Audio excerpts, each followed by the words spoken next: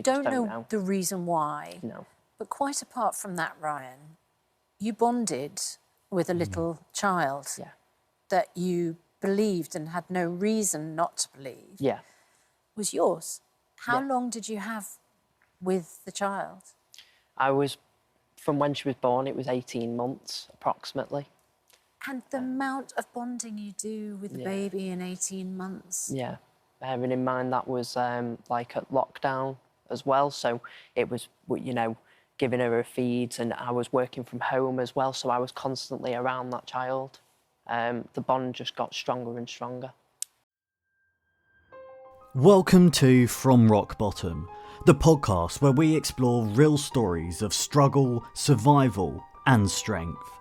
Each weekly episode features honest conversations with people who faced mental health battles, addiction, trauma and life's darkest moments, and found a way to rise again.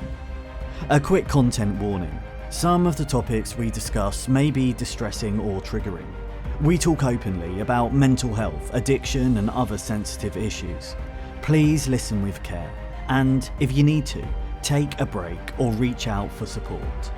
You're not alone, and this space is here to remind you of that. Boom, and we are on. Today I am joined by Ryan Hampson. Now, I was put in touch with Ryan a while back from one of my previous episodes in regards to maternity fraud. Now, being a dad, that's the favourite thing in the world to me. I've said it many times, without my kids I won't be alive. They're my reason to be alive. And I couldn't imagine that being taken away from me by some horrible bitch.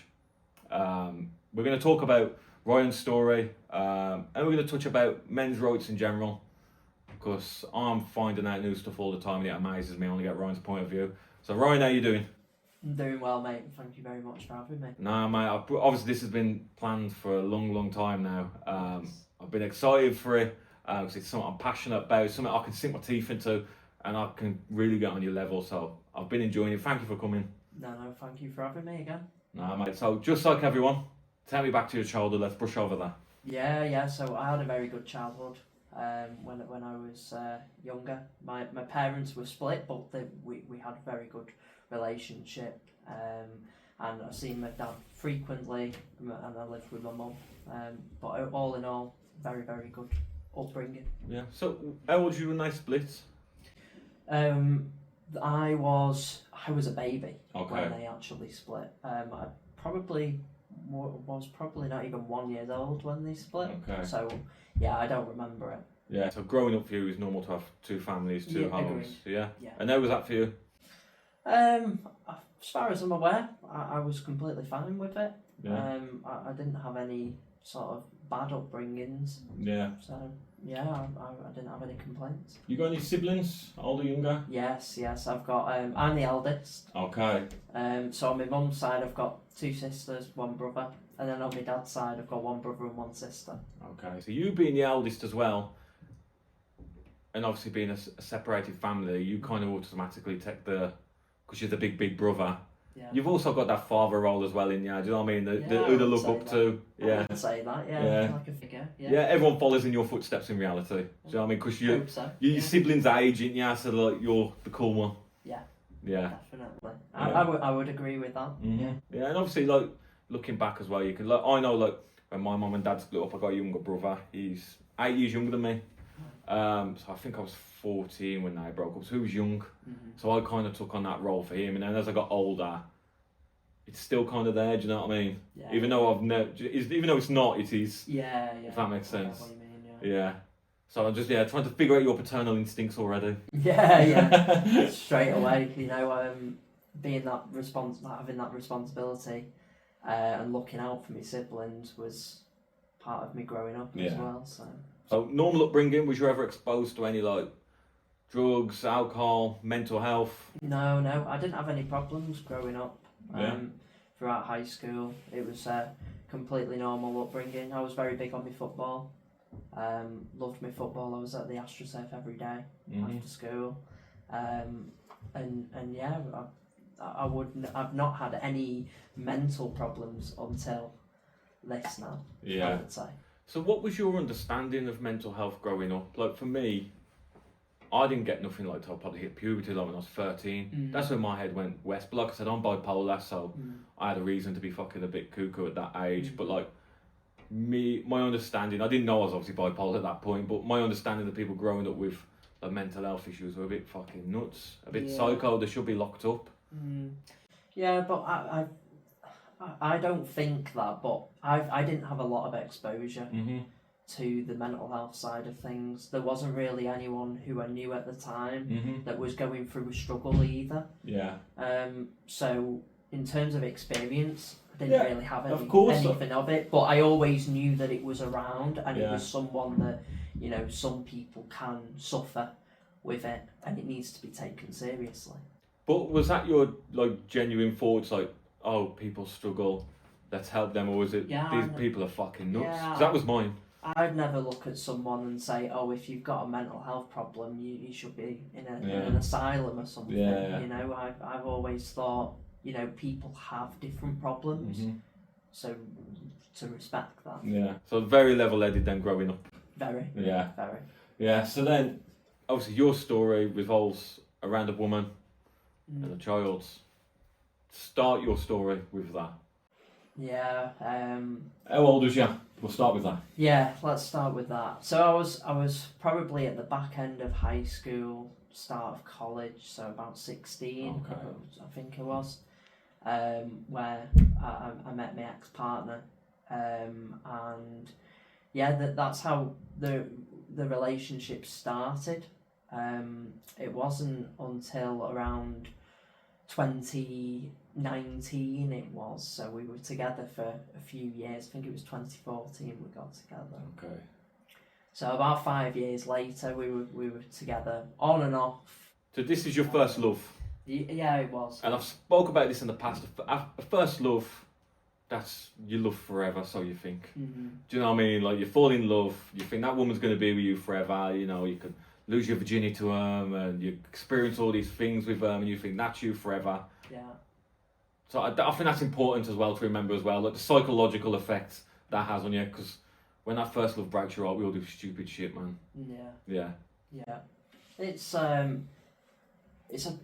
pretty tough with all of that, and actually, you know, going through that. 5 years was a long time, and again, on and off, we'd have stupid arguments and everything. Yeah. Like a lot of relationships do. We managed to get through it, but I actually had doubts of her cheating on me. Okay. Probably at the back end of 2018. What kind of woman was she? Girl at this point. Do you know what I mean? Like, oh no. I could talk from my point of view. In my first proper relationship was 2009, when I was 16, year 11, just like you, leaving school, and I got with a girl with a reputation. Right. Even though she was my age, she'd been with fucking a lot. Yeah. I can change her, and all that jazz. 3 years down the line, turns out I couldn't change her. Yeah. Do you know what I mean? Yeah. That's the kind of woman I dealt with. Yeah, I mean, it was hard to tell because we were both pretty stupid in the sense of, you know, it was our first like proper big relationship over numerous of years. We'd both have these stupid little arguments and stuff. You'd never really see all of the person that she could have became, you know? Yeah. I was always wanting to resolve things all the time as well. And try and put the effort into that. I felt like sometimes I wouldn't get that back, but I'd always see past that as well. And never really evaluate the situation too. So maybe that's something from my side that I could have improved on. But yeah, when all of this story come out and the experience that I went through, I never even had a clue that something like this could happen to someone at the time. So you're 20, 21. Rumours of it. Well, you're suspected just cheating. Yeah, I think I was about 20, 22 then. 22 years old. So when I found out, or when I had the inkling, we kind of ended amicably. I wanted to, it wasn't working. I was hardly seeing her. We weren't living together at the time. So we had a brief split. And then 2 months later, I got contacted to say that she was pregnant. She told you this or somebody else? She told me. Okay. So she was telling me that she was pregnant, but at first she told me that she was adamant it was this person who was the father, who it was the same inkling when I said that she was cheating. It was who I thought it was with as well. Okay. Which threw a lot of questions, but she was adamant that it was his at the time. I kind of left it at that, and I was moving on with my life. Yeah, congrats, carry on. Yeah. I was literally... Sorry, just to jump in. Yeah. The lads who she said it was, she was so certain with, and you thought she was cheating with him. Did you ever confront her before you broke up or during that period, like, you're cheating with him, or...? I was asking the questions constantly. And she denied it? Yeah, we went to... we went to some music festivals and stuff, and she was constantly... Well, I caught her on the phone with him, and that was one of the occasions. And then we also went to New York. Yeah. Right before we actually split, and I caught her on the phone to him again. How did she play that off? She'd play that nothing was going on, sort of thing. She had a very good way of trying to manipulate me. Would she flip it on you saying you're psycho? Or are you thinking that? Am I not allowed friends? I think it would be kind of like that, but maybe not to that extent. Okay. I'm just trying to work out what point she was a lying bitch. Yeah. And I can call her names as well, just so you know. Yeah, that's fine. So, from there, really, straight away, I was very uncomfortable with the situation. Okay. And then that was kind of, that holiday, we were on our way back, and then that was when I was constantly trying to evaluate everything and just go, you know what, I can't carry on like this. Yeah. And then not long after that, we did split. So you was together for years, 5-6 years, childhood sweethearts. You suspect she's cheating. Yeah. There's pretty decent evidence to say she's cheating. You take a look around, say it's not worth it. Nip it in the bud. Yeah. Carry on with your life. Couple months pass. Yeah. She says, I'm pregnant, and it is that lad who you suspect me cheating with. So they told me about that, and then I was like, right, okay. So I left it at that, and by then I was pretty upset because I wanted a family. He's living your life. And that's how I felt. Yeah. So then I remember feeling quite down, but then over a couple of days, I just, you kind of have the upset, and then you kind of take the time to process it all, to then move on. Did you not confront her and go, like, I knew it was him all along, like I told you, was you cheating with him? So or did you just take it? This was the interesting part, because she never actually told me that she cheated on me with him. She said that she got pregnant when and actually slept with the guy when we split up. Yeah. Right, so in between that time period of us splitting up and her telling me that she was pregnant, she said that was when she was conceived. How did you take that? I had so many mixed bags of emotions. I was kind of because she never actually told me that she was that she cheated. I was like, right, well, it's happened, we broke up then. But then I think it was the fact that I had this inkling that it was with this fella. Yeah. And I was like, this could have happened, this could have been going on for ages. But she never actually confirmed it. So I was quite angry and I was upset. But then I was also like, I need to try and just move on with my life now. Mm-hmm. Yeah, she's pregnant, there's nothing you can do. There was nothing I could do. I think I'm just too much of a hothead. Like, I'd have been putting 2 and 2 and 4 and 4 together. And, do you know what I mean? If you wasn't fucking him when we were together, well, you were flirting with him, and that's good enough for me now to kick up a fuss. Yeah. Well, I didn't know the guy. I've heard of him, yeah, obviously, but through her, but I didn't know him personally, or anything like that. So yeah, she's pregnant. You say congrats. Yeah. You're fucking obviously the pain's come back, I presume. Yeah. It has. And then I was getting on with my life. A month later, she then messages me to say that she needed to speak to me. So I was like, okay, I've not heard from you for a few weeks. Was everything alright, sort of thing? And she was like, I need to tell you in person. So I went and met her in person. What was you thinking this could be? I had no clue by this point. I thought it was something to do with her pregnancy. A miscarriage or something. Or something like that, you know. A bit deep. But then again, I was in the back of my mind, I was like, well, if it's his, why would you be contacting me to go through all of this? So I wanted to hear her out, really. Mm-hmm. So I went and met up with her, and she told me that the baby was in fact mine. And she showed me some DNA results between her and the actual father, but on these test results it said that he was 0% the father. Like paperwork. It was literally a screenshot of it all. It wasn't actual paperwork in front of you. Okay. So at first I was like, well, I'm struggling to understand this because you were adamant that it was his. You didn't even question at the time when I said, could it have been mine? You blank out told me no, and you said it was his.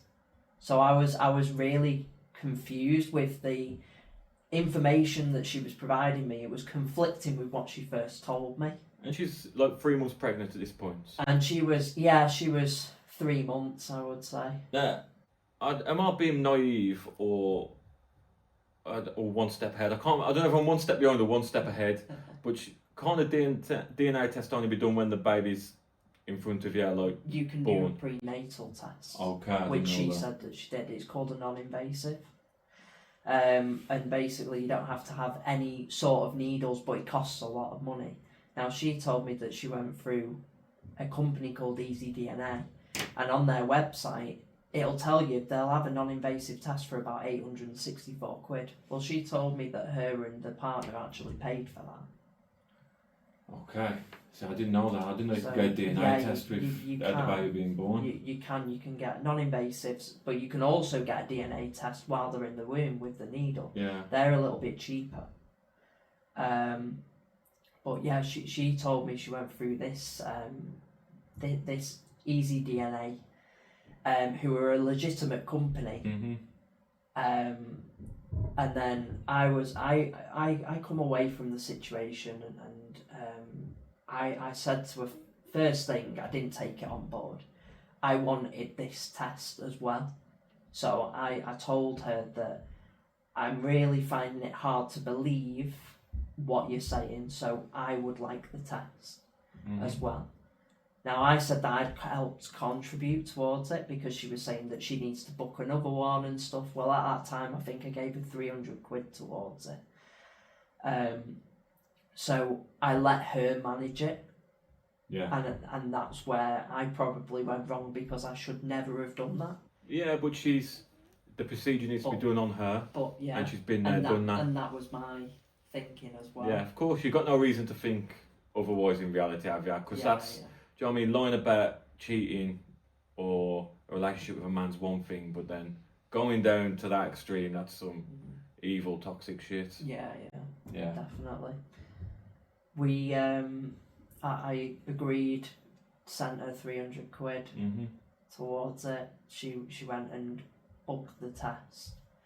And then a couple days later, the results come back, and it told me I was 99.9% the father.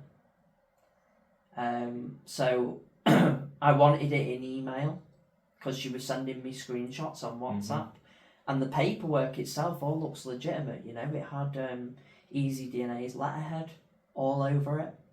It had signatures of, you know, the examinators and stuff all over this paperwork.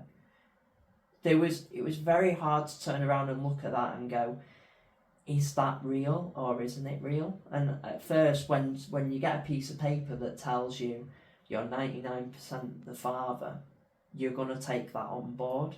Yeah. Especially when you're seeing the result of the other alleged father as well, and that come back as 0%. So I took it all on board. Now I wanted it emailed, and she was struggling to send it via email, but I let that part go at the time. So I took it all on board and decided to step up. So I was there at the birth. How was your relationship? Like, step up, you're like, I just want to be a dad, I want nothing to do with you, or you're going to work on things? So it was, we've stayed separate. Okay. Up until about when the baby was born, about 2 weeks into the baby being born, that's when we decided, you know what, we could look at rekindling. Yeah. So how was the pregnancy? How did your family take it? They were shocked. And did you tell them the whole DNA test story, or yeah, just I told them. And you know, we done some digging our side as well, but you know, from all of the information that she provided us, it all kind of checked out. So you know, with the Easy DNA, we done loads of research on them and what they were, and everything was looking very, very promising, like that she actually went through with it. And like I said previously, that's some evil, toxic shit. Yes. You're never going to think somebody's going to go to those lengths. No. Do you know what I mean? Yeah. Never even knew you could. Yeah. And that's the scary part. Yeah. But, you know, it was one of them where I just accepted it, and I just went, you know what, I'm just going to step up and be a dad. So you're convinced you're going to be a dad. How was that feeling for you? Scary at the time, but exciting as well, because it was something that I always wanted. Yeah.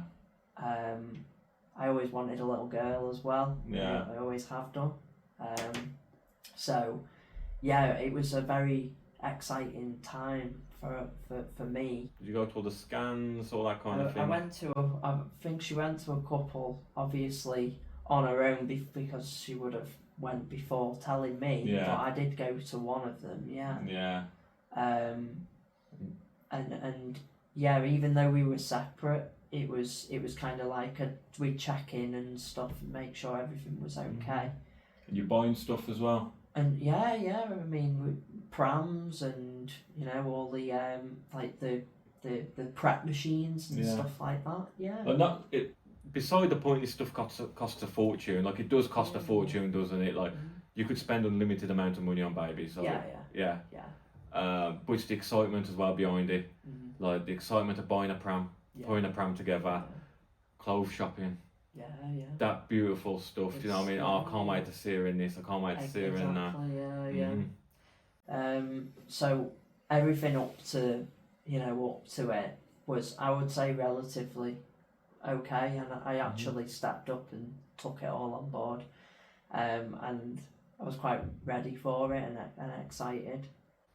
At this point as well, did that other geezer, the 0% chance, he ever resurface or completely gone?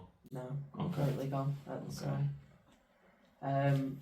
So the baby was born, and it was an incredible and overwhelming feeling. Never had it. This was going to be my first child, so never had that experience, and it was just a really, really beautiful moment holding her. It was just unreal. Like you can't describe it when it happens.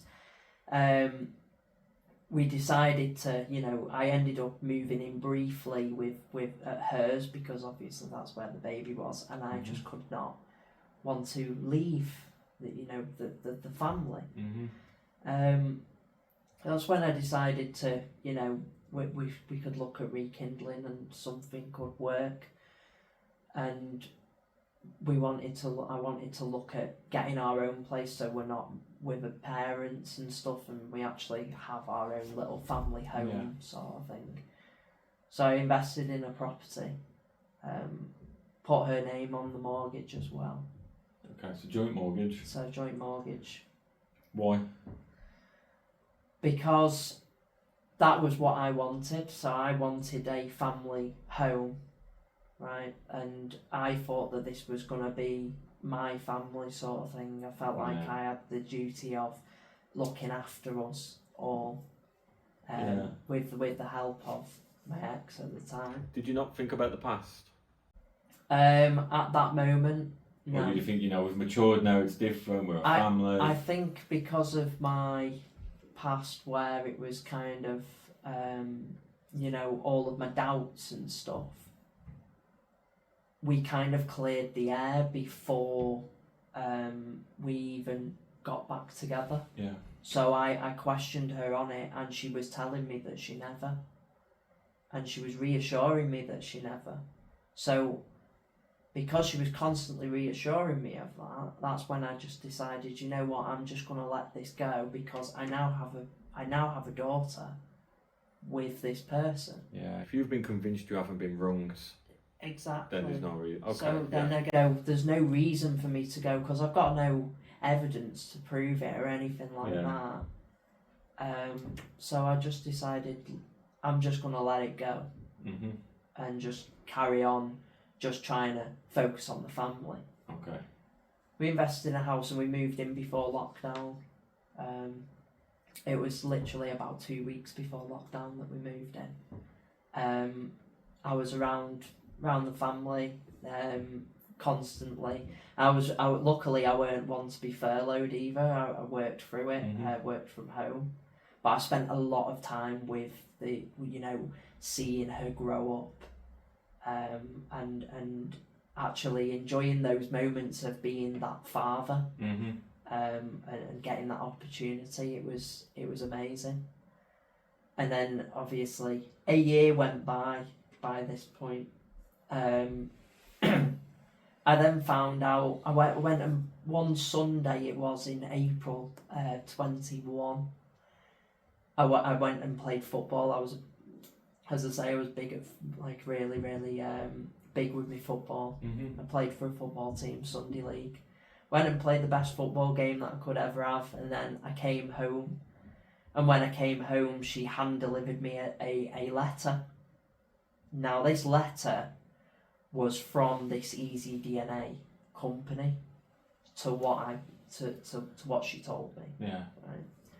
And on this letter, it said that there was a problem with the first prenatal results, and that I needed to complete a peace of mind test. Which I then looked at it and I just went, well, this is ridiculous, right? Because I've been given results to say that I'm 99% the father. So what I can't get to grips is, why would there be a problem? If I do another test now, when I told her this, I said, if I do another test now, it's got to be coming back as 99% the father. Otherwise, if it doesn't, then you've obviously cheated on me before then. And straight away her face dropped. And I went, please tell me that you've been telling the truth about not cheating on me. And that's when she admitted there and then that she did cheat on me with that person who had the 0% result. And boy, I was really, really angry. I felt betrayed. That's what I felt at the time. It was just loads of emotions come through. I was upset, I was angry, and the spiral kind of happened then. I decided to go through and get an actual result now that the baby was born. So let me just jump in. Yeah. I can't understand why she's handing you this letter. No. That I'm sure we'll get to it, but I can't understand the game plan here. Yeah. look, me, I'm obviously a dad. You've believed her. You've been going like through the pregnancy and then the baby's here. We'll say 2 years. Yeah. All this the duration. You're on good terms. You trust her again. You're a family. What you wanted. I think if she'd have handed me a letter saying, you know, it's up in the air, I'd have said I don't want to know. Yeah. I'd have said, she's mine regardless. Yeah. I think that was what I'd have done in that position. Yeah. How come you didn't do that? I found it quite difficult to understand because in the past I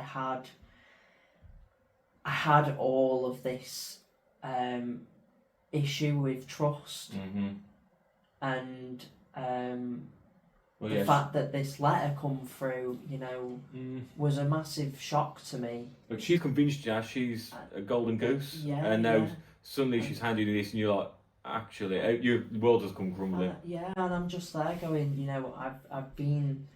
She was like 18 months then, and I was just like, this letter can't just come through now. If I'm being honest, I was more angry with the DNA company because I thought they were the ones at fault. Even though she admitted straight after that she actually did cheat on me, I was gonna let it go on the basis of let's see what happens from the DNA result. The DNA test's the most important thing. Yeah. So I went ahead and I said, right, I need this DNA test now. I done 2.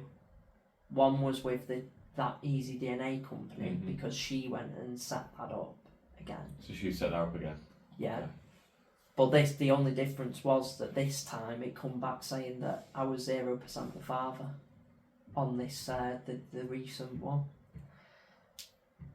As soon as I seen it, my heart just crumbled. I spiraled massively. I was so angry, so upset, and I couldn't come to terms with what life was really. It was just a very, very hard thing to encounter. Did she give you the results? She hand gave me the letter, but then the results themselves, I think they come through the post. Okay. But this one, these results were different. These results were very different in terms of the layout of it, and the structure of it was different to the prenatal results that she gave me. I then decided to I done another DNA test a couple weeks later. I just needed to process this. Now I was in a really, really tough position because I was still trying to work. I didn't tell anyone, and it was in fact that I think one day her dad come round and could see how upset I was by it, and I'm 100% that they were trying not to get me to go and tell people. They wanted me to go and sink this information in and let me act on that sort of thing. And I think in a way, the only reason they wanted me to do that was because they didn't want me to turn around and expose everything that's happened, and they want me to just carry on being the dad even though I've just found out that I'm actually not. You know, and that was a very hard thing to take into account as well. Like I was very vulnerable in that situation, and to put something on that to go, you know, keep it in, let it sink in and stuff. I was grieving on my own, and that was one of the hardest things that I ever did, but I actually did do it. Until one day I went to work, and some of the lads were like, let's go for a pint after work and just have a catch up. So I had a pint with them, and then they were running us home, and I for some reason I went back to one of my mates' house, and I turned to him and I said, I don't want to go home. And he went, why? And then I told him, and I said that I've just found out that the little girl's not mine. And I cried and cried for, I would say, an hour, 2 hours maybe. I did not want to go home at all. And my mate was gobsmacked. And he was upset as well because he couldn't believe it. And he turned around to us and he said, have you not told anyone? And I went, you are the first person that I've told. I said, I don't know what to do. How long did you keep it to yourself for? I kept it in for about 2 weeks. Okay. I would say around 2 weeks. And then he said, you need to go and tell your mum. And he said, you can't right now. It was quite late then. It was, it was like 11, half 11 at night, and we had work the next day and stuff. So he just said, I tell her tomorrow. It's Friday, go and tell her, So I did. I went to work, and on Friday, still managed to get through work. Don't know how, but my personality was different. Normally, I'm quite a bubbly, outspoken person, and I just remembered that I didn't want to go and speak to anyone, and I just wanted to be left in my own little room or an office or whatever, and just let me just crack on. I come home and I ended up telling her that I'm going to go to my mum's. I'm not living here for a bit. I need to just go and grab some stuff and go and tell my mum what's happened. Did you not think, like, obviously your world's come crashing down, but like I said, it could have been hushed. Yeah. You're still dad. Carry on in life, swallow it. Yeah. Because DNA-wise, you're not the dad, but you are the fucking dad at the end of the day. You're doing everything. So you could have swallowed it. But then, for me, the moment you tell your mom, it's endgame. Yeah. Looking at it, do you know what I mean? Like, I know what my mum's like. I know once I've told my mum it's endgame. Yeah. It's out there then, isn't it? Yeah, definitely. It makes it real. I think the hardest thing is that with stuff like this, although I get your point, I could not do that personally because I know that she's not mine biologically. All I wanted was to have a biological daughter, right? Or son. But the fact that there was someone else in the mix from day one, and that's where the truth was not told to me, I could not go on living my life knowing full well that I weren't and someone else could have had that opportunity. Yeah. Yeah. And that's where I turn around and go, that is not right. Like, you can't do that, because regardless of what it is, I still to this day don't know why she done it. She has never admitted it. We've been through court cases and she has never admitted anything. So I can't get why she handed you a letter to say 0% chance. And you know what? I look at it and I go, we spent 18 months. And it come out of the blue, and you know what, she had her own, in a way, her plan or whatever it was worked. So I don't get why all of this come out, because you would have just kept quiet about it. So she's pulled the wool over your eyes. She's got a home. She's on the mortgage. She's got a good dad in you. Do you know what I mean? Doing everything you can, stepping up. She could have just kept her mouth shut, carried on in life. Nobody have ever known. Secret dies with her.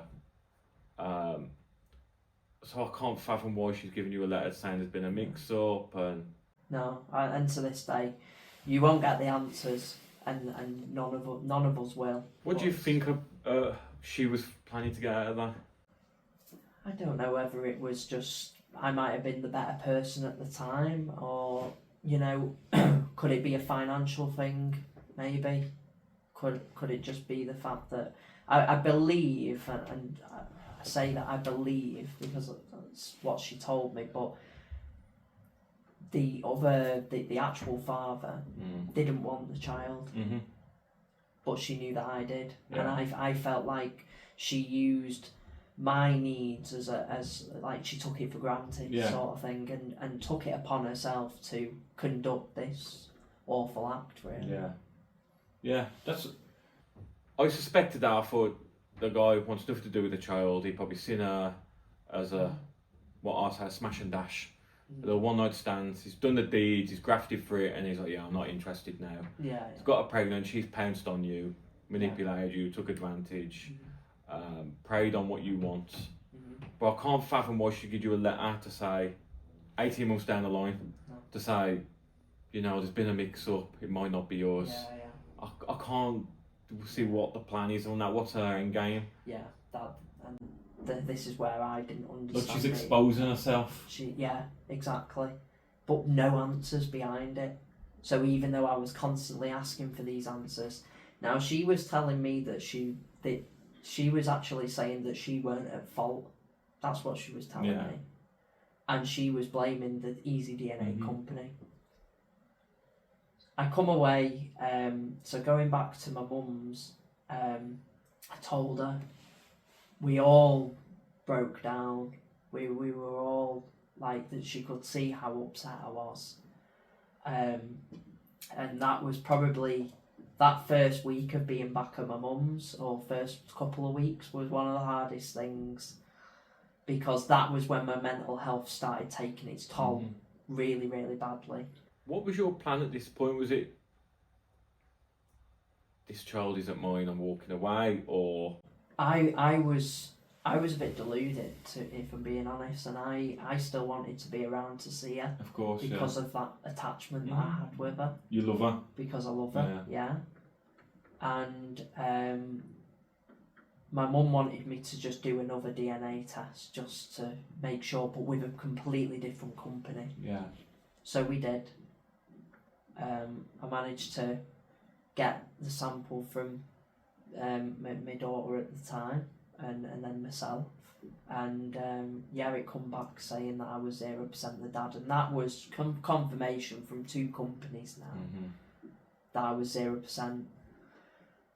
By then I was very angry still with the DNA company. I was waiting for the second results to come through, and then I went, you know what, I'm going to contact them and I'm going to give them an earful.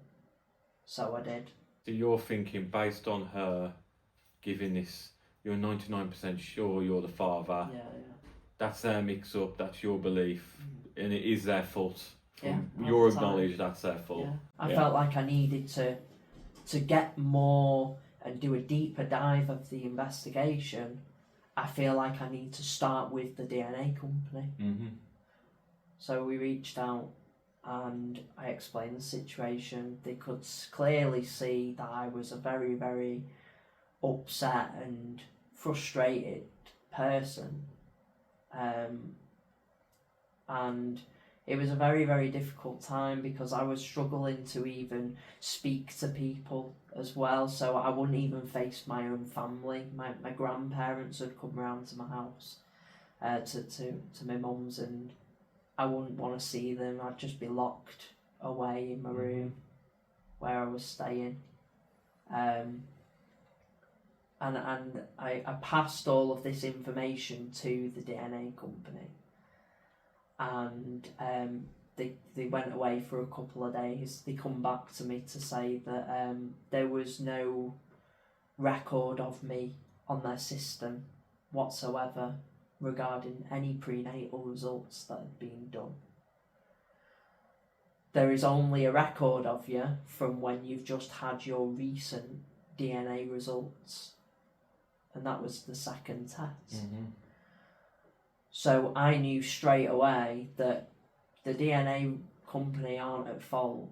They've also confirmed as well that they never sent the letter, that letter to say that there was a laboratory error. They never sent it. It was all forged, and that was when I first heard paternity fraud come up, because they said, we think you're a victim of paternity fraud and we think you need to get legal advice. And then by then I was like, I don't even know what that is. I went to mine to confront her, and I told her that I got off the phone with this DNA company, Easy DNA, and I said to her that she needs to tell me what's gone on, because there's no record of me. The letter was fake that you hand delivered me. What has gone on? Because you have set all of this up. And she burst into tears, and the first thing, she didn't apologise to me. She just burst into tears, and all she said was, I don't want to go to prison. And then that's when I just turned around and went, right. And I said, okay. And I said, here's what's going to happen. I said, I'm going to give you 2 weeks. And I said, I want you to help me, because I said, if you are adamant that you are not behind this, then you need to get the evidence for yourself to prove that you're not behind all of this. I need you to gather that information for me. And I'm going to give you 2 weeks. And if you don't have it by 2 weeks, I want you out. This is my house. I pay for everything. 2 weeks went by, and she didn't help me one bit. She never helped me. I stayed at my mum's in that time, and I'd go round every day to at least spend a couple of hours with the little girl, and every day I'd be asking for an update, and she could not give me anything. And that's when I had to make the hardest decision to go, you know what, this isn't going to work anymore. I don't trust you. You broke the trust. You won't even help me. This is the hardest time in my life that I've ever had to go through. I've never been through anything like this. My mental health is not great. I didn't want to be alive. It was a very, very difficult time. Very, very difficult time. So she left and she went back to her dad's. I then moved back into the property to try and carry on. Now I stayed in touch because I still wanted that attachment, and I wanted to see my little girl. And again, going back to the whole, I think I was in denial, because even though I found out and I knew full well it was on paper and it was confirmed, I never wanted that attachment to go because of of how close we were. Yeah, she's talking at that point, your dad. She's very, very close. Like, she didn't say a lot of words at that time, but yeah, she recognised who it was, and it was someone it was a little girl who I loved, and I brought up myself, and it was just a nice feeling. The connection and how everything kind of drifted was that over time she would start making excuses that I couldn't see her. So when I found out about the second result, for definite, I reached out to her and I said that she needs to go and tell the actual biological father, because he deserves to know. Because if there is any chance that he is the actual biological father, he does deserve to know. That is I've always stuck by that, because I'd rather him know. And he ended up doing another test as well while she was present, and it come back saying that he was the father. So she had not only lied to me, but she had lied to him as well. Yeah. The connection started breaking down between me and the little girl, because my ex was making a lot of excuses for me not to see her. I think I went 6 full weeks at one point without seeing her. How come that changed? I don't know, if I'm being honest. I think it was because I think she resented me over the fact that I let her move out. And I think it was maybe her way of manipulating me to say, you're the one that broke this family. But I didn't do anything. All I done was protect myself throughout all of this. Did the other guy step up, or he still? In all fairness, he did. Yeah. And as far as I'm aware, he still is. So, and there's no... I don't have any hard feelings towards him, like, at all. I know that it was a bit of a bad thing, but the way I see it is, you don't know what she was. I don't know the guy, and he doesn't really know me, but you don't know what she's been telling him and what she's been telling me. Yeah. So everything instigates around her being the problem. Now, how is it for you when you go in 6 weeks without not seeing her? I hate it, because I went every week, you know, and I get it for the couple of weeks, you know, I think she might have been ill and stuff like that, but I think what hurt me more was I went 6 weeks, and then I found out that on those days that I was supposed to see her, she was in fact seeing the actual dad. And that's when I went, I am never going to get a look in here. I'm never going to get to have a decision, because I don't have that parental responsibility. Yeah. What were your family saying to you at this point? Were they saying, like, Ryan, like, you're being a fucking idiot, just stop all contact? My family wanted me to walk away. But they knew how hard it was for me, and they looked at me and was like, they could see the attachment that I had towards her. And in the end, it was just something where I had to do it. You were forced out. Yeah. And in the end, I had to make the decision on my own, because only I went through something like this, and you know, it's a very, very difficult. It's a very, very difficult thing to think of when you're in that moment. You know, you don't want to. You never think it. I ended up thinking, right, and I actually done, you know, had a look at it all, and I was like, I've gone 6 weeks. I've had messages from her, you know, saying that how she doesn't look at me as being the father anymore, and all of that, and saying that she doesn't want any of my family being around her and stuff. I had some awful comments from her. That's probably because this guy's stepping up. Maybe. Yeah, so she's pushing you completely out of the picture. Or the fact that she's still resenting me for the fact that I've ruined the family by kicking her out. Yeah. But she done it to herself. Yeah, I made the hardest decision then to walk away from the whole situation completely.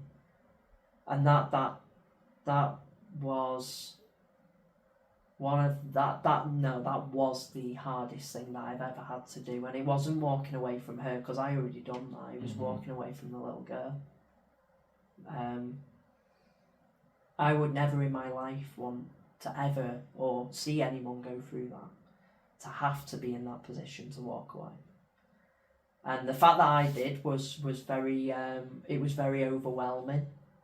Absolutely mixed bag of emotions, and I just went back into me, you know, me little spiral where I was like, I just don't see how I can move forward, and I don't know how I can just move on with my life. And I went through a stage where I just, you know, thought, you know, women are the devil, you know, and having that sort of demeanour on life, and I really needed something, like I needed help, and I had a very good support network at the time. My family, I loved my family to bits. They were there for me through that period. Was very, very difficult.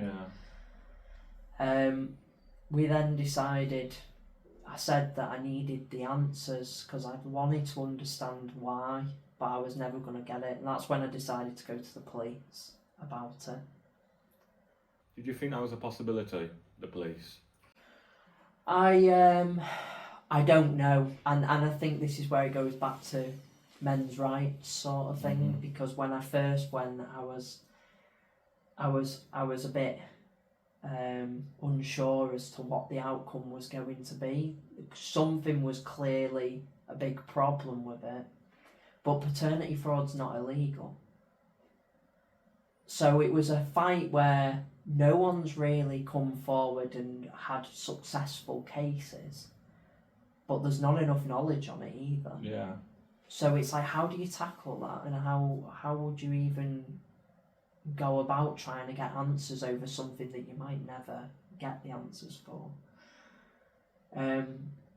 Now, the police put me in contact with one of the, one of like the first response officers who kind of dealt with it. And I'm not going to lie, I was very disappointed with the police force at the time. I explained the situation, and I just felt like they were kind of reviewing everything, and then I actually got a response to say that there was no case. It never actually reached past the responding officer. It never got put through to like a criminal investigation department or anything like that. We went and seen our local Conservative MP at the time, and we explained the full situation, and he was actually tearing up, because he has never heard anything like this as well. And he said, no, this is fraud, it needs to be reopened. So he actually went straight to the police department and said, no, I need a criminal investigation on this. This CID, who was phenomenal throughout the whole rest of my case, he helped me to get to what I, to get justice in the end for me. But this fight went on for a few years. What were you expecting the outcome to be? I wanted her to admit it. I wanted her to, because she never did. And I didn't care about what she got, or what the punishment was or anything. I just simply wanted her to admit what she'd done, because I needed it for me and my family. Mm-hmm. And she never even communicated in that way or said sorry, sort of thing. So I felt like I needed it for myself in order for me to move on. We had civil courts over the house as well, because I could prove that I paid for the house. I paid the deposit, I paid the bills, the mortgage. At the time she was bringing the child, but I could prove that she was asking for half of the equity of the property. Cheeky bitch. Mm-hmm. And Do you think that's a tit for tat? I think it was. I think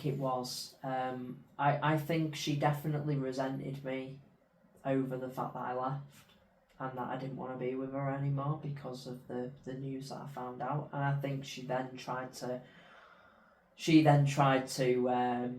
get what she could out of me before I'm out of her life completely. Yeah. It was a struggle. I did end up having to pay her off, but only a smaller amount. I had to pay 6,000. But she was asking for half the equity at the time, which I was not 100% backing down on. I said that I wanted to take her to civil court over this, if we're not going to sort anything out amicably. So yeah, I ended up having to pay her a small fee, but in return I got my name on the mortgage as a sole. Yeah. I went through all of that I've experienced, and then come into this court case, all about the the Crown Court sort of thing, and I honestly couldn't believe that it was going to this. I was a little bit shocked that it did come down to that. I just wanted her to admit it, and that was all. So it went to criminal court? And it went to a criminal court in Liverpool. I had my family, I had my new girlfriend there, at the time supporting me, who has been excellent throughout all of this. And we got into the courtroom, and reading my victim impact statement was my chance to say everything that I felt at that moment in time. I get to kind of reflect on what I experienced at the time and show that to her and her family, because without a shadow of a doubt, I don't think she would have told her family the truth. Mm-hmm. So reading that impact statement was very, very powerful. Yeah. I would say. What was her defence? Her defence was, in all fairness, shocking. It was really, really poor. There was no defence, essentially. Yeah, how can she defend? Because how can you... letters? Exactly. The I can never get over the fact that her defence solicitor stood up and he said something along the lines of, Miss Fernley's sorry that she played God. She played God, and when you look at it, you go, yeah, you know what, she actually did. Mm-hmm. But how can someone do that? Like, why would someone do that? And that was the answers that I really, really wanted, and that's all I wanted to know. Now, it never come of it. Nothing come of it. The judge could see that I was wrongly, I was just messed about throughout the whole thing, and I had all of the evidence against me, and all I did was just evidenced everything to back my case. Mm-hmm. And she had nothing. She couldn't back anything. Now, she ended up, she didn't end up getting a prison sentence. She got a suspended sentence for it. And that was on the basis of she was the primary carer of the little girl. Mm-hmm. And I think that's what let her off. So she got a suspended sentence and community service. Plus some rehabilitation programs for her behaviour, sort of thing. And since hearing that, it was just that was for me enough to turn around and go, well, she pled guilty in a sort of pre-trial. So for me, that was enough to kind of go, I can finally see the light at the end of the tunnel. Yeah. And I could finally, try and push all of this past me and just try and move on and better myself. I went through counselling for a long time. It was over a year, I think it was. Through all of this period. Just to try and... I didn't want all of this to play a part on and dictate my life, really. Mm-hmm. I wanted... I still want the beliefs of, I want to have a family. I don't want this to scare me, and I want to better myself. I just wanted to move all of this past me and just try and get on with my life. As much as it all hurts and it lingers in the back of our minds. So the only justice you got was her solicitor apologising on her behalf. Yeah. And her getting found guilty. Mm-hmm. That's all the justice you got. Yeah. What was she actually charged with? Fraud by false representation. Okay. So it was the fact that it was all around the prenatal results. Mm-hmm. Because I contributed £300 towards it, and they could see that. That's what I ended up getting in return at the end of it. But I didn't want. It's not about the money. Yeah. I didn't care about that. I just wanted the admission, and that was all me and my family wanted, really. Yeah. Well, how was it for you going down that route? Like knowing she could go to prison, and fuck her, she deserves it. Mm-hmm. But you also know she's the primary carer of this little girl who you love. Yeah, it was. It's fucking stuff up for the little girl. Do you know what I mean? It was tough. Mm-hmm. It was really tough because it could have gone that way. Yeah. And I was feeling guilty But if I look at the family did adore the child as well. And I know for a fact that they would have, and you know, the biological father was still around as well. Yeah. He was back on the scene. I know full well that she would have been okay. Right? I know full well that she would have been fine. Yeah. I just wanted my answers. Of course. The way I see it is that she could have done this and this could have gone an alternative way, right?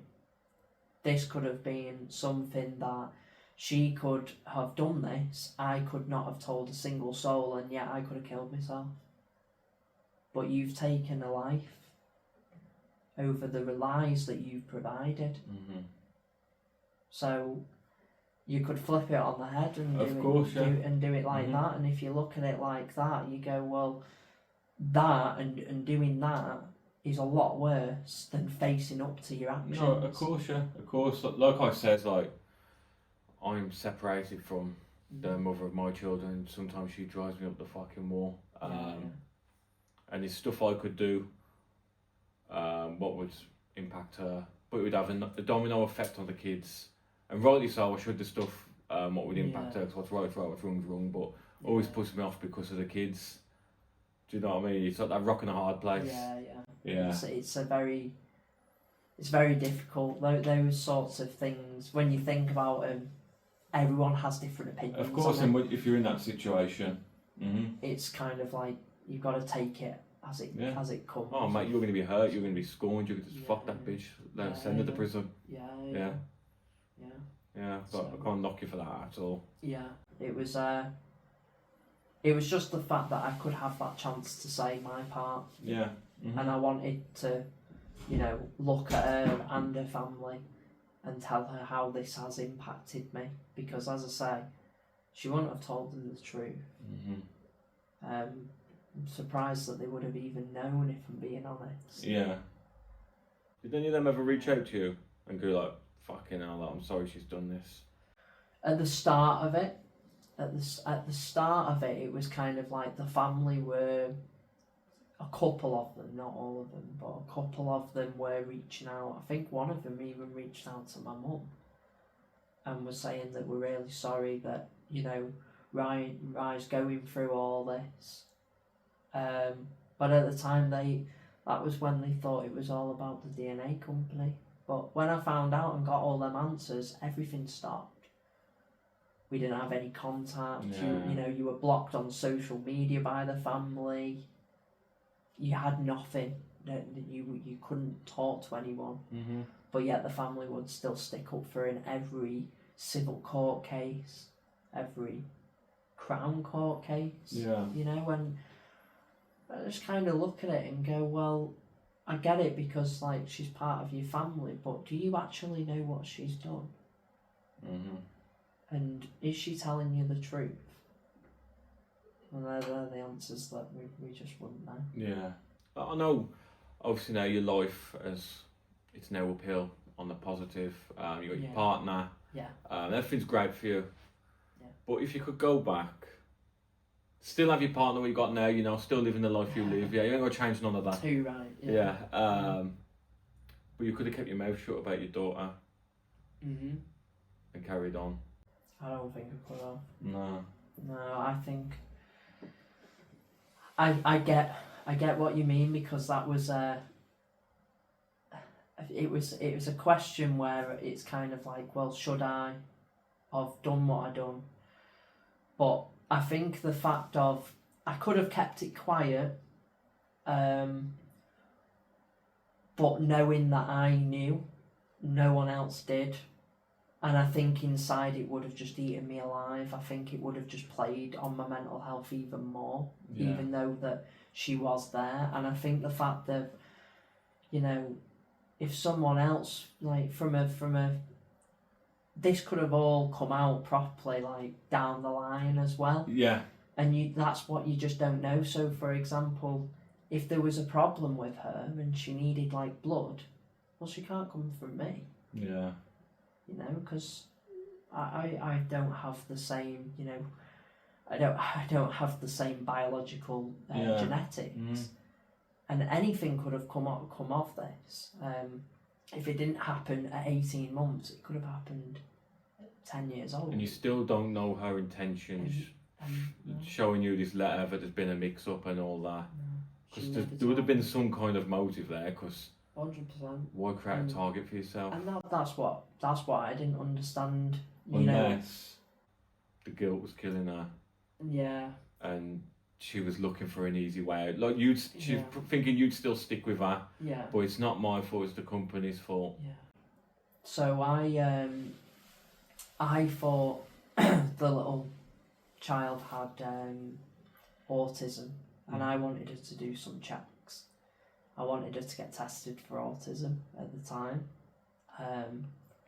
And I was saying that I don't mind taking her and stuff like that, but every time she was saying no. Like, she was telling me that she doesn't need, she's still quite young and stuff. Yeah. And then I was like, alright, but when I was saying that she was hardly talking, well, these were the signs, and I was kind of looking out for them. But it wasn't too long after that when I found out. So part of me is thinking that, is it because I'm just going to be found out just by taking her to an appointment? Yeah. You know, when it didn't come from her or something like that. But she didn't want to tell me that it was her. Yeah. You know? You could sit here for ages and you could actually go, it could be this, it could be that.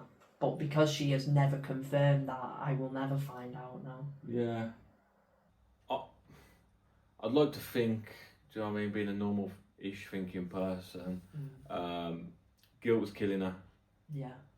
And the only way to sort the lie out with the truth is with another lie. It wasn't my fault, it was their fault. You ain't going to do nothing about that. You're going to take it on the chin, but you're going to stick around. And obviously fucking it bit her in the arse. But like I said right at the start, like that's why I asked, like, you know, you can have your life now, but with the little girl still, because, you know, you wanted to be a dad. You've got them father instincts from when you was a child, being the older sibling. You want to be a dad, and good dads are hard to find. Yeah. Like I said, I'm a fucking passionate dad. I'd die for my kids, happily. I'd do with a smile on my face if I meant something for my kids. Yeah. So I couldn't imagine. Like, I've been through 3 pregnancies. I know what I'm like, and unless you've been through it and you're a good dad, do you know what I mean? Like, you've been through it, you're a good dad, and do you know what I mean? But I was with the mom, so like, I'm talking to the bump, I'm feeling the bump kick, I'm kissing them, I'm singing to the bump, I'm doing everything, giving them a little poke, saying, give mommy a kick and all that jazz. Yeah. Do you know what I mean? You're going to the scans, you're going out shopping, and, you know, the woman's nesting, you're experiencing all that, everything what goes with it, setting up push chairs, carts next to me beds, all that stuff. Then, like, your daughter's here, you're in the hospital, you're holding them for the first time. It's a beautiful moment, birth. I cried when my kids was born, all 3 of them. And then, you know, the night feeds, they're up every 2 hours, and you're a good dad, you're there, you're feeding them, you're changing bums. Like, I've bathed my kids, shower the kids, do all the bums, night feed. I do everything the mum does, apart from breastfeed, but I tried. But do you know what I mean? I do everything. I mean, if I could breastfeed, I would. I'd do it all. I've done it all. Milestones, teeth coming through, first steps. Like, my youngest who's 2 is in play care at the minute. Like, she comes home with a painting, just it looks like she's just emptied a painting over here, but I'm crying at it. Oh, it's so beautiful. Like, I love it, and then that's gone. Yeah, ripped away. I couldn't imagine that.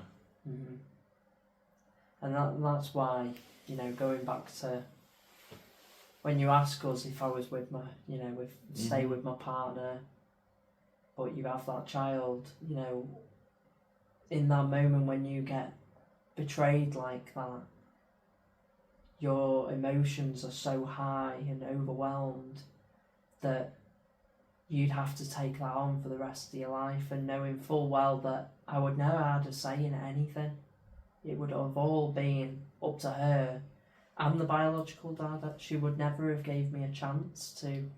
Yeah, obviously, like, she sounds like a poisonous, toxic bitch. In a different world, she could have been more trustworthy. Come clean at the start, admitted it. You know, fuck, you know, it's not yours, but she is yours. Yeah. You're her dad's. It'll die with you, it'll die with me. Yeah. That's that. Yeah. Could you have worked with that? I still don't think I could have. Nah. No, I don't think I could have. I would. The point for me was it was all about the biological side of things, as well. You know, if she was biologically mine, then yeah, I would have done everything, everything possible. Of course, yeah.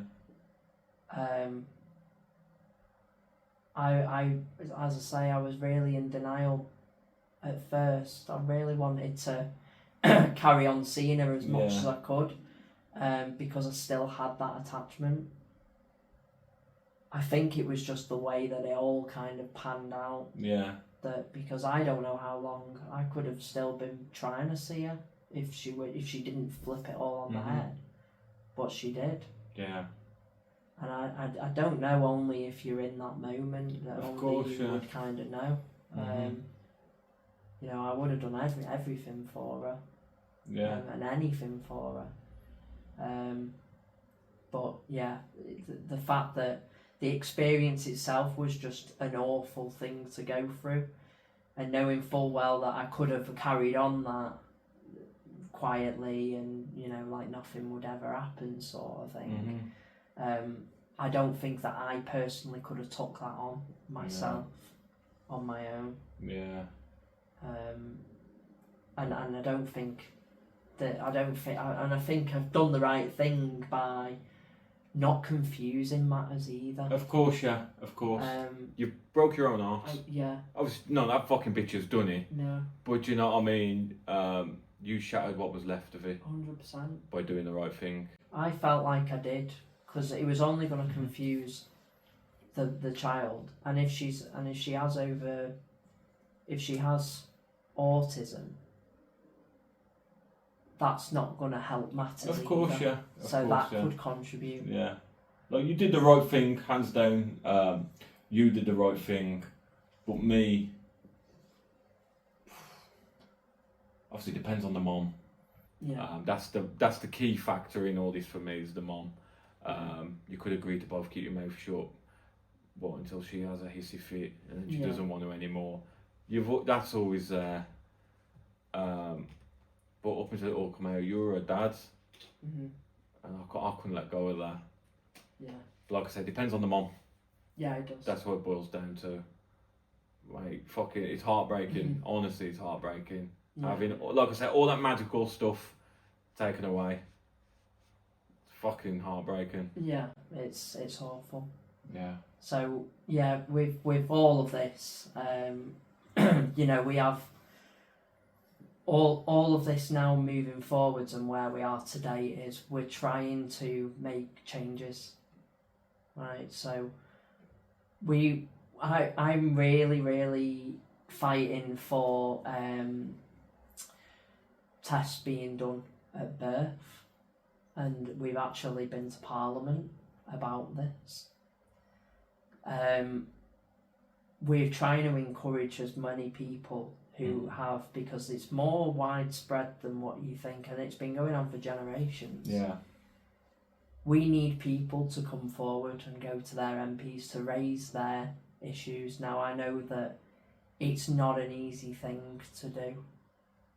From experience, it's very, very difficult, but you can, you're not alone with it. You can come forward and speak about the problems. You're not in the wrong. It's these people that can dictate and have an impact, and shall we say, play God. Yeah. Right? We have a group, Paternity Fraud UK, and I'm encouraging people to reach out to that. We've got a Facebook group. And I want people to come forward and just, you know, they're a great bunch. It's all people that have been, they've been struggling too, and they've had their own experiences of it. And it's not just them, it could be families as well. But we're all tightly knitted within that group, and we just want to make a change because we want to try and get something in place, regardless if it's tests at birth or we make paternity fraud illegal. Yeah. With the tests at birth, in your head, how would that look? I think it would be if you get tested straight away as soon as the kid, as soon as the child's born, you'd then have a test. Yeah. I think it'd be one of them where that would be a very, very difficult thing to implement. From like an NHS standpoint, you'd looking at like the costing and stuff of it. But they're already looking at part of their NHS plan. I think it's between now and up to 2032 or something like that. They already wanted to look at genetic testing at birth and looking at the genetic testing. We wanted to know if the DNA testing at birth could fall under that. Yeah. And maybe be subjected to part of the genetic testing. I think a good way of doing it, like, picture a pregnancy, 9 months. The mom, you can go to these antenatal appointments and go to the midwife, but the midwife will always say, Dad, pop out the room, let me to talk to Mom. Yeah. And they'll ask the mom if everything's okay, if they're being abused or anything like that. The mums need all the support, they're carrying a child, I'm big on that stuff. But, dads need the support too. Like, do you know what I mean? Especially first time dads, like, we're clueless, we're men at the end of the day, we don't know. Yeah. I think it'd be worthwhile a woman's pulled aside, the dad's pulled aside also, and said, listen, at birth if you want, we can do a paternity test. Yeah. It's entirely your call. Yeah, I agree. Yeah. And I think that's the way that it should be. We should be having that option, to go with it. We can try to do it mandatory, whether that can be a thing, but I guess there could be some pushback on that. Mm-hmm. I'm guessing that won't be an easy ride, but even having that option, I think the option would be nice. Come forward, I think that's a nice to have for the men that are having these kids. You know, it's not that you don't trust the person in the end. It's just people don't have to suffer in silence. The more that these stories come out, the more known it is. Not a lot of people don't know what it is either, so maybe it's a knowledge thing as well. Yeah, I think it is. I think the option being there, especially for dads who have had, where the moms have been questionable at times, with faithfulness or whatever, it's just there then, it's a peace of mind. Was you on the birth certificate? Mm-hmm. Yeah, I was on the birth certificate. Is that not some kind of fraud as well? It is. However, there was a thing about birth certificates where if you are founded to have made a mistake or shall we say purposely made a mistake on the birth certificate, you have up to, I think it's up to the first 3 years of reporting it, and anything after that, I think it might be 2 years actually, but anything after that, you can't get someone done for it. Now, that threw a spanner in the works because when I signed it, it was in 2019, but when I was actually going through all the CID and stuff, it was 2022. So we could not actually, even though we mentioned so many times that, well, signing a birth certificate is fraudulent as well. If you make a fraudulent act on that, you can actually be prosecuted for it. They wouldn't go through and go down that route. So that's another avenue that we've also mentioned to the Parliament MPs that needs addressing too. Yeah, of course. So there's a lot of things that are kind of going on. We're still pushing the MPs at the moment and coming out and doing like these podcasts and getting these stories out there. I just want the change because I don't want anyone to go through what I went through. And I'm fortunate to get a successful case. Yeah, there are people out there that don't even have the evidence and they fall at the first hurdle. Yeah. Or there's some people who just suspect and they just knock it on head, just leave it alone. Yeah. Because the lack of awareness. You know, and I think it comes down to everyone being different. You know, everyone has a different intake on things. Me personally, I didn't like the fact that I was played from day one, and I hate that sense of not knowing. Yeah.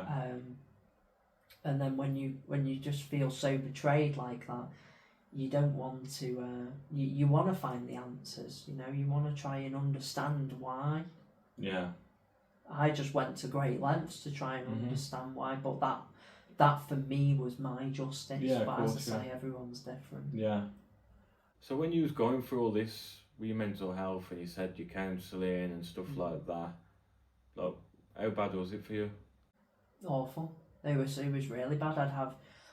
I'd have mood swings, and I was very on and off. Like, I struggled actually trusting people. Even the case of, you know, even if you got a letter through your door, I didn't even know if it was real or not. Yeah. I'd have it could be as simple as, you know, your Virgin provider or something, you know, for your telly or whatever, and a letter would come through and I'd be questioning its validity. Never have had to have thought about that in the past, like, at all. Yeah.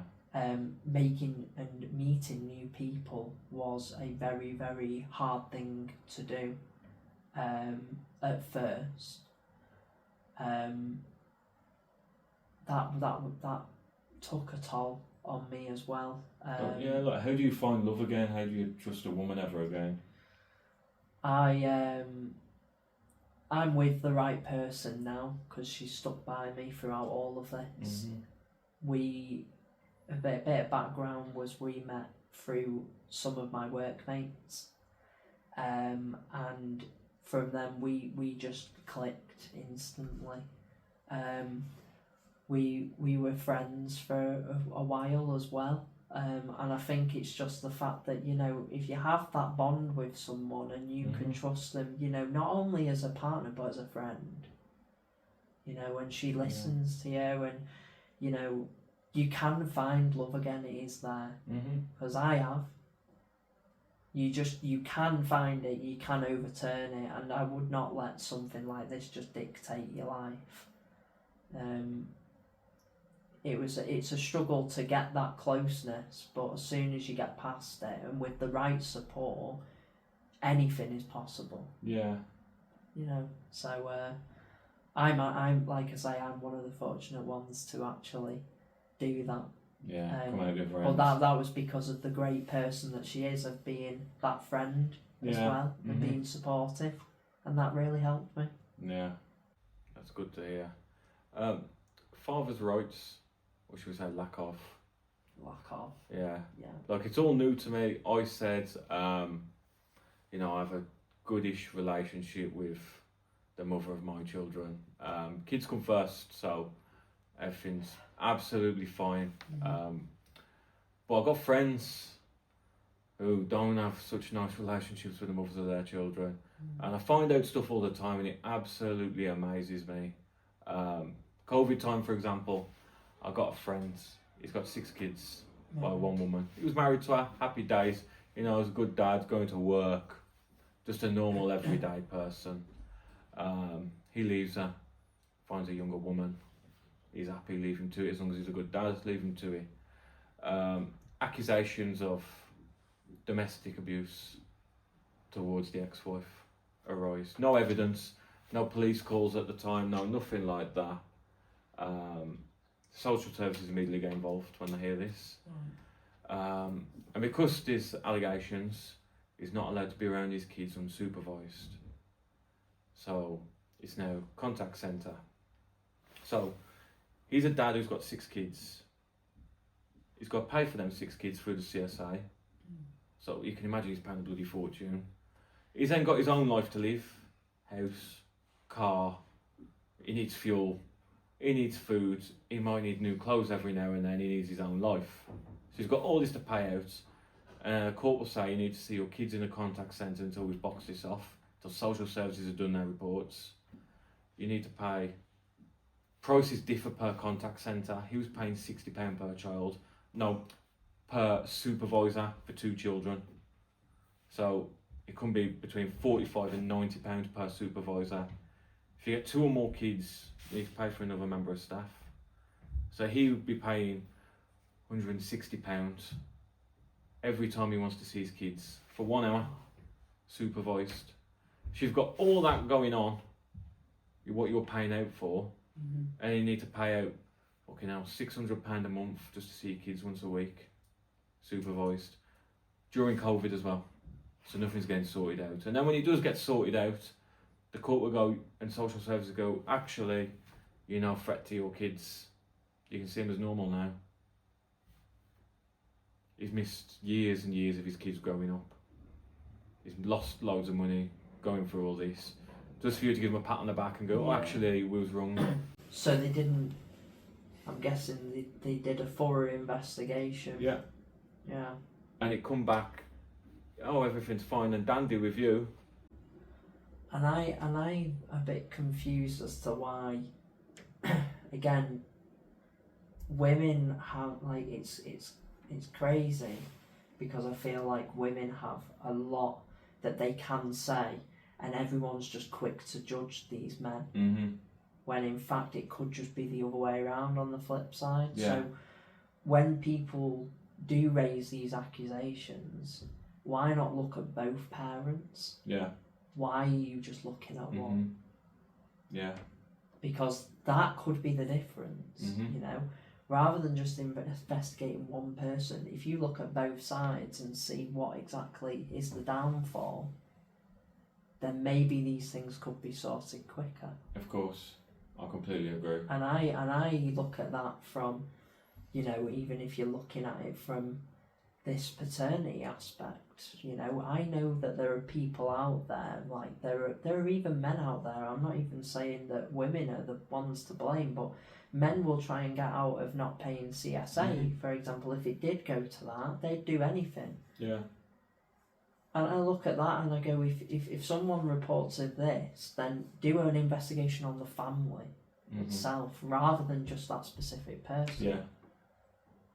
Maybe they could start picking things up a little bit quicker, I don't know. Like, no doubt there is, I know fucking deadbeats, there is, my own dad's a deadbeat. There is many deadbeats out there. Yeah. There's many woman beaters out there, there's many child abusers out there, but I'm not one, you're not one. There's many other dads out there ain't one, so they shouldn't all be tarnished with the same brush. Yeah. And it's like one image fits all, and it's the dads end up coming out worse. Like, yeah. Do you know what I mean? I've seen my kids a healthy amount of time, and I couldn't imagine that getting taken away from me just because there's a mum fucking bitter and pissed off, which happens all the time. Yeah. So the only way they can punish the dad is through the kids. Like, imagine trying to sort that out for 2-3 years.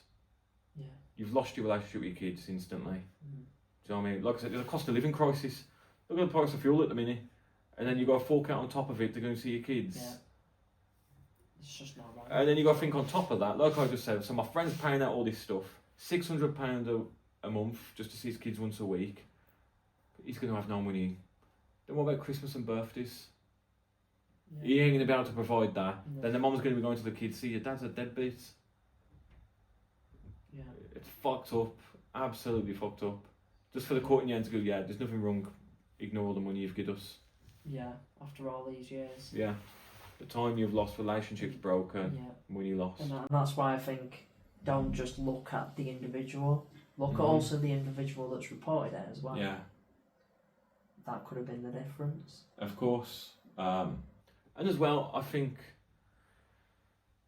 social services have a duty of care. And it probably would be hard for them to differentiate between a good dad and a bad dad because anyone could put a facade on. Yeah. But like, where I'm from and how we talk and all that, do you know what I mean? We're very working class and like, fuck it, in the past, my mother of my children might have delayed the kids coming to my house for 2 years for bullshit reasons. And I go, if she does that, I'm going to fucking kick off. Do you know what I mean? Yeah. But it's just a figure, of speech, yeah. But that could be taken literal and then used against you. Yeah. I think there are certain scenarios where you have to kind of rein it in. Yeah. Yeah, I get what you mean. Yeah, it's difficult because you feel like there's never a fine line with anything at the moment. Yeah. And all of this is more of, it's trial and error. Everything is trial and error. And they need to just do certain things to just not take word from one person. Yeah. Look at the situation as a whole. It's hard though, isn't it? Like, but it's how you go about doing that. Like for example, say for example, I've got kids with you. I'll be the woman in this scenario. Yeah. I've got kids with you. I don't like your new partner. I just don't like her. I could fill in a C100 form. Yeah. I'm single mom, so I don't work. I get benefits. That's paid for. Lovely. Yeah. Within 24 to 48 hours, the judge will read it without you even knowing about it. You won't even be present. You won't even know about it. The judge will go, I could say, your new partner's a drug addict. I've heard she does drugs. The judge will look at that and they go, yeah, there's too much risk there. She can't go near the kids or the house where the kids live for 2 weeks until we have a formal court hearing, which then you're going to have to pay for, and then social services are involved, and then again we're in the contact centre. Yeah. That's how easy that starts. And I think it comes back to accusation is a strong thing to do. Yeah. And in a way, I think if you make an accusation or such accusation like that, surely you're wasting a lot of time if the accusation is false from day one. Maybe there needs to be a punishment around that if 100%. You know full well that you are causing a disruption to lives, because that's what they're doing. Yeah. Then I think personally you too need to take responsibility for your action. Yeah. 100%. But that's where it is. Like, you can make these accusations. Yeah. You lose money. Most importantly, it's time with the kids. Yeah. You miss all that. The relationship's gone, non-existent. Do you know what I mean? And never mind the effect it has on you personally. Yeah. Just for in the end, social services to go, you know what? We can't find enough information. You can go around your kids. Carry on. Yeah. It's another big thing that needs to be looked into again. I understand all these procedures, what are in place to immediately protect the children. Yeah. I understand that. But I think it just needs completely overhauling. Yeah, agreed. Yeah. So, mate, like, what's the plans with the paternity fraud now moving forward? We're still going to just keep pushing the MPs, as I said before, trying to raise the awareness of it. For those that are experiencing it, you're not on your own, just reach out. As I say, we've got an amazing group of people who are also experiencing the same feelings that people probably are and have not spoke up about it yet. Get onto your MPs as well. We're trying to get a campaign going to try and make some changes in the future. We need as many people as we can to come forward with their experiences. Obviously, I know that it's a hard thing to do, but if we can get some more encouragement, that's perfect. And in the meantime, we're just going to keep on at these MPs and just try and make change. Yeah. Obviously, you give a lot of advice out, I presume, regarding this, yeah? So, for any lads listening, what would you say, you know, like my friend, for example, he's paying through his nose for everything, working class, normal lad, but paying through his nose for absolutely everything. He can't afford a new t-shirt, never mind a paternity test. Yeah. Where does he turn? How can he's got doubts, for example, that one of the children might not be his. What would his next move be if he's got no money to pay private? I think he needs to come forward to the group and actually reach out to our Paternity Fraud UK group. There are different people who have different experiences. I, for one, have never been in that situation where I would understand that. Yeah. But I know that there are people that would. There are also groups out there that he could also try and reach out to try and help with that. And this is more of the reason to try and make the change as well, because we want to make sure that men are supported. Mm-hmm. We want to get them the most support, because I think out of everyone, they're more likely that men are more likely the reasons as to why they'll end up with nothing if they're paying for more CSA, they're paying for, these contact centres, etc. It's a very difficult time. Yeah. But reaching out to our group and getting on this will hopefully help contribute towards making changes in the future. It's not going to be an easy ride, but this is what we want to do. Yeah. So, last 2 questions, mate. Mm-hmm. This first one. Yes. How are you still alive?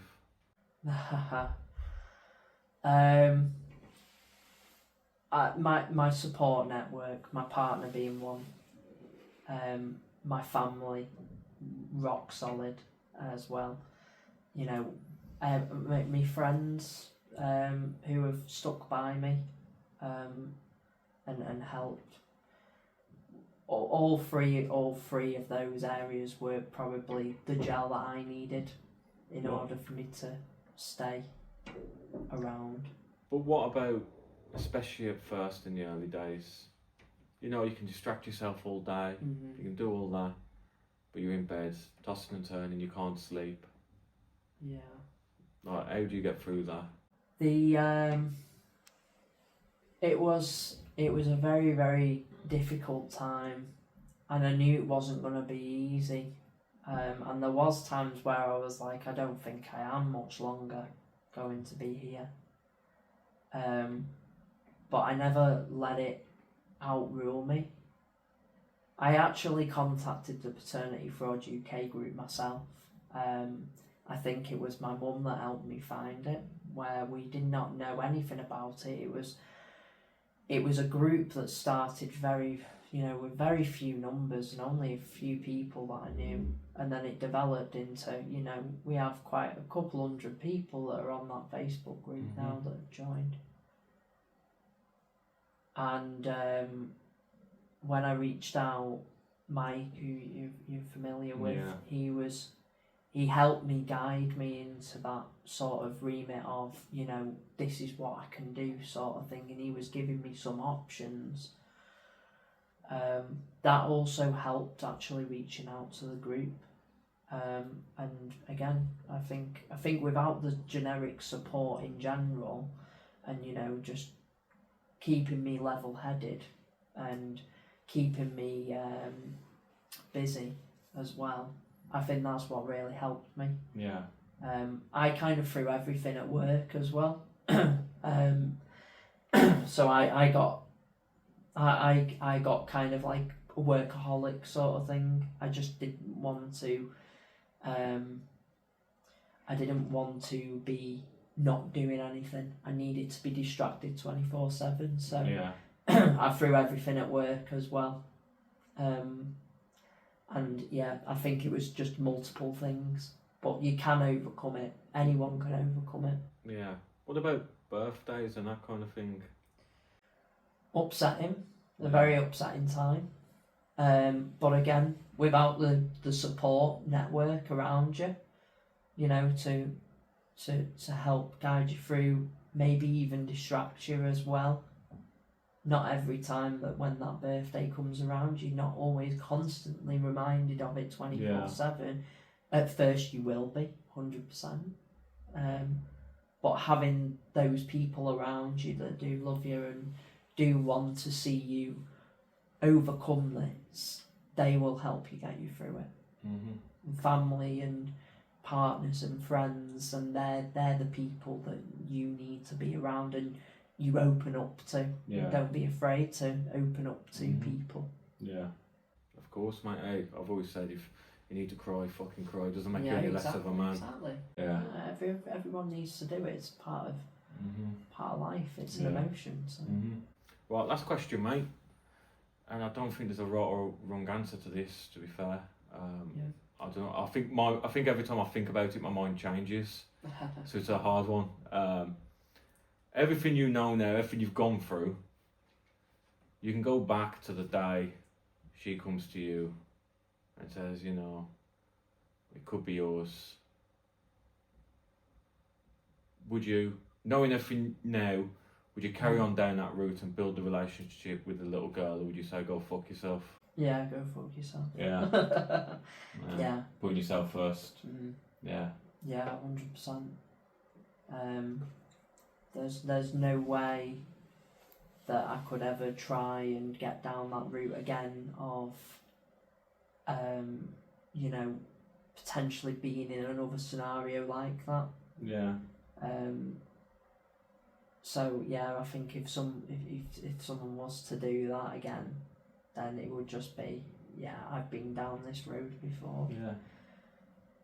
You could still go about the DNA results, and you never know in the future if there is mandatory DNA tests, then so be it. Yeah. You know, and then we go, all right, well, we'll see if you're telling the truth, won't we? So you never know. All the changes could happen. Yeah. It might take a long time, but I'm hoping that in the future, I just want it to be a better place for people to, you know, feel safe with stuff like this as well. Yeah. There are a lot of people that do lie over, especially around having affairs and stuff like that. So making these changes are just such a big thing to me, and that's what I want to try and push for. I agree. I think the option should be there, 100%. I think even if a nurse or a midwife pulled the dad aside and says, listen, for like 40 quid we can do the test and it's between us. Yeah. I think that's worth taking. Yeah, I do. Yeah, I mean, I think a lot of people jump at that 30, 40 quid. Yeah, 100%.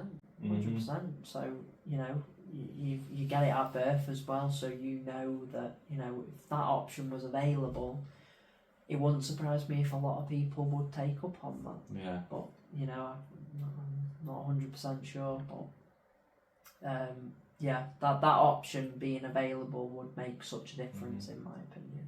It would, like I said, it's protecting the dads, but they would just look at it as, if it turns out the mom's been lying, you're putting the mom in position, bless her, the position she put herself in. Yeah. That's what they'd say. She's then at harm's risk and all that jazz. I think that's the first thing they'd throw back at you. Yeah. I think she's gonna have to face the consequences of what she's done. Yeah. And we can't allow that. Yeah. I think it's I think that's what needs to be done. Yeah, I agree, so, but I think that's what you'd But face. I think that's what. We're trying to think of loads of different ways that people could come about it. You know, I've even heard one argument about, well, it's against human rights, you know, and the human rights come into it. But then I turn around and I go, well, you know, if someone was telling the truth from day one, then they should be fine with that, right? Yeah. So why can't men have that option? Yeah. And yeah, there's a few things that have kind of come about it that you just kind of go, well, there's an argument to everything basically, but it's making sure that, you know, if you're passionate enough to get this change implemented, then you just focus on trying to make the change. Yeah, I think an ideal situation would be, it's optional for the man. If the man wants to take it, if it comes back, the baby's yours, happy days. If it doesn't, the mom and dad both need to be informed before the mom's released from hospital. Yeah. That way then she's still safe and the dad knows.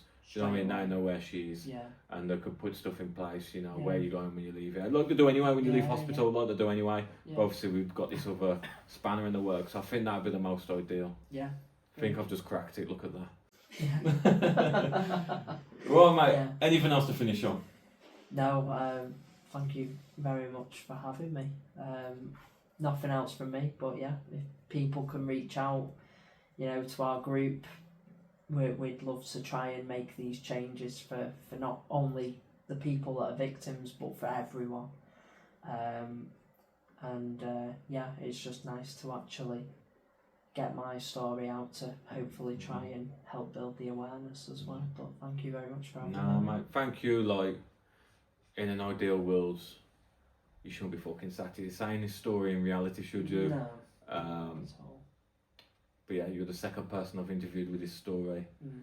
There's many more out there, but without you saying it, we can't raise that awareness. Exactly. And it does happen. It's a fucking harsh reality of the world. It does happen. Yeah. So people can look up paternity frauds, Google it, Facebook it. I'll put the link in the video anyway. Check it out. Even if people who are having a niggle or doubt in the back of their mind, reach out to you guys and get advice. Yeah. Next move.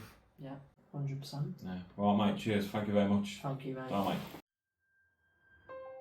Thank you for listening to From Rock Bottom. If this episode spoke to you, please subscribe, like and share. It really helps us keep doing this work and bringing these stories to light. You can also follow us on social media for updates, behind the scenes content and ways to get involved in the conversation. Most importantly, if you're struggling right now, please don't suffer in silence. Reach out, talk to someone, seek support. You are not alone, and you are absolutely worth life. Take care, keep fighting, and we'll see you in the next episode.